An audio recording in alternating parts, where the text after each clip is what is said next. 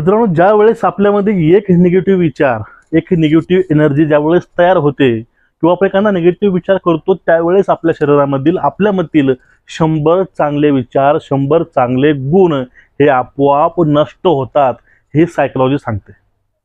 आता तारीख आलेली आहेत, तारखा येऊन ठेपल्यात, पत्रक निघालेले आहेत, असं ग्राउंडची तयारी चालू आहे. पण अशाच वेळेस 27-28 तारखेला हॉल तिकीट येतील, 6, 10, 20 असं ग्राउंड चालू होईल, ह्या चर्चा सध्या सोशल मीडियावरती चालू आहेत. आणि ह्या चर्चा चालू असताना जे पोलीस भरती करतात ते जे मुलं आहेत, त्या डोक्यावरती दडपण काय येतं याचा विचार कोणी करत नाही. आणि आपण गेले 6 वर्ष हेच काम करत आहे की कशा प्रकारे आपले मुलं, आपले जे विद्यार्थी आपल्याला बघतात त्यांचं मोटिवेशन होईल आणि ते ह्यापासून दूर असतील आणि आपला फोकस ते ढळू देणार नाहीत, त्यावरती आपण पूर्ण वर्क करतो. आणि आपल्या गायडन्समुळं, आपल्या मोटिवेशनमुळं यांचा फायदा होऊन मागील भरतीमध्ये 118+ मुलं हे भरतीमध्ये चांगल्या मार्कानं उत्तीर्ण झाले. बघा, क्लासेसपेक्षा, अकॅडमीपेक्षा एखादं चांगलं गायडन्स सुद्धा खूप महत्त्वाचं असतं. आणि आता यावेळेस ह्या भरतीमध्ये आपलं टार्गेट हे 200+ असणार आहे. फक्त तुम्ही फॉलोअप घेत चला, फॉलोअप दररोजचं व्हिडिओच्या माध्यमातून घ्या, तसं करत राहा. फक्त माझं काम मार्ग दाखवणं आहे, त्यावरती चढायचं की टिंगल टवाळकी करून मी किती शहाणा आहे, मी अति शहाणा आहे समजून काहीतरी टॉन्ट मारून जायचं, हे खूप गोष्ट वेगळी असणार आहे. बघा, आता 28 तारखेला तुमचं ग्राउंड आहे किंवा हॉल तिकीट येणार तुमचं. 28 तारखेला, 27 हॉल तिकीट येईल, ह्या अफवा चालू आहेत. 6 तारखेला ग्राउंड चालू, हे अफवा चालू आहेत. पण यानं काय व्हायचं माहिती आहे का, यानं ज्यांची तयारी झाली नाही त्यांना सोडून द्यावं. पण ज्या मुलांची तयारी ही सिरियस चालू आहे, ज्या मुलांचं खरंच त्यांचं लक्ष पूर्ण भरतीवरती आहे, ग्राउंडवरती आणि फिजिकलवरती आहे, अशा पोरांचा या ठिकाणी तोटा कसा होतो माहिती आहे का, त्याच्या डोक्यामध्ये तो स्वतः काय बोलणार नाही, त्याला माहिती आहे आपलं सगळं चालू आहे.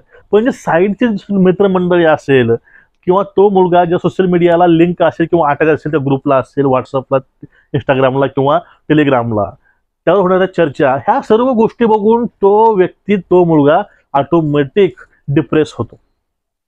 त्याला माहिती आहे की आपण चांगलं ग्राउंड करू शकतो, पण लोक सांगतात पावसामध्ये तुम्हाला पळता येत नाही, पावसामध्ये ग्राउंड होत नाही, पावसामध्ये ग्राउंड कमी होतं.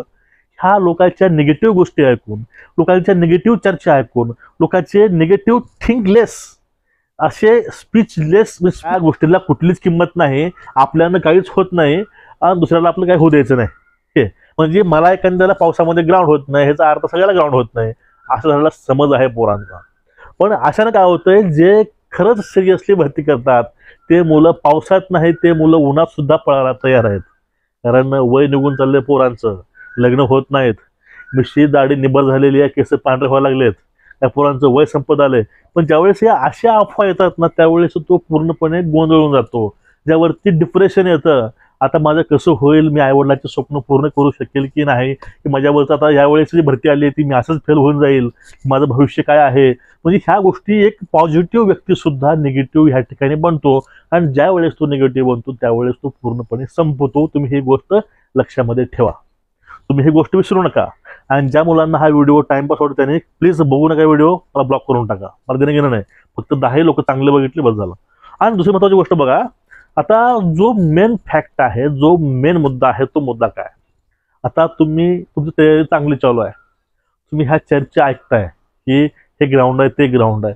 तुम्ही फक्त गोष्ट एक ध्यानामध्ये ठेवायची, तुम्ही फॉर्म भरलाय, तुम्ही चलन भरलंय, तुम्ही भरतीसाठी तुम्ही पात्र आहात म्हणून भरलायत. जे शारीरिक क्षमतेनं म्हणा, डॉक्युमेंटनं म्हणा किंवा कुठल्या गोष्टीनं तुम्ही सक्षम आहात म्हणून फॉर्म भरलेला आहे.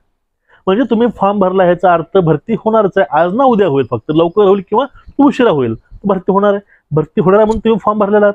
मग एवढं असताना तुम्हाला भीती कुठल्या गोष्टीची वाटते, तुम्हाला भीती नेमकी का वाटते, का बरं वाटते, हा महत्त्वाचा विषय आहे.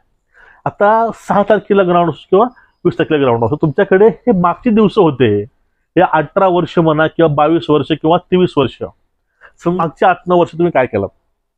तुम्हाला आता एखादा महिना तुम्हाला वय वाढवून पाहिजे, डेट वाढवून मिळायला पाहिजे होती, 2-3 महिने अजून वेळ मिळायला पाहिजे होता.